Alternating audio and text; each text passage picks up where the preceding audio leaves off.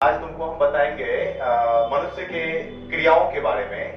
तो यहाँ देखा जाए तो मनुष्य अपने जीवन यापन के लिए मुख्य रूप से दो क्रियाएं करते हैं, जिसको हम मानवीय क्रिया कहते हैं, यानी ह्यूमन एक्टिविटीज कहते हैं। पता है, तो मनुष्य अपने जीवन यापन करने के लिए जो जितने सारी क्रियाएं करती है, वो सारी क्रियाएं मानवीय क्रियाएं कहलाती है।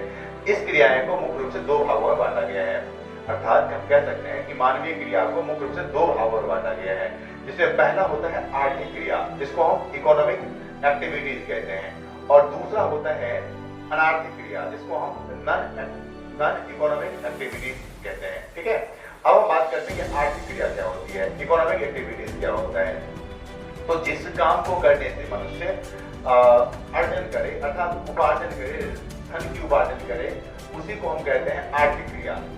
समझ में आ रहा है? जिस काम को करने से मनुष्य कुछ अर्जन करे, वो हो गया आर्थिक क्रिया।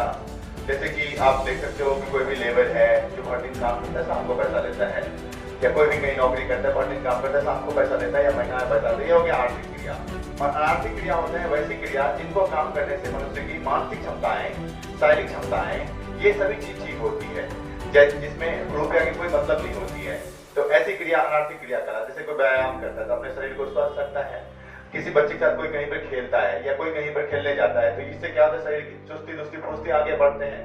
तो इनसे क्या होती है कि शरीर पूरा स्वस्थ होता है। तो इन क्रियाओं को हम अनार्थिक क्रिया कहते हैं। ठीक है।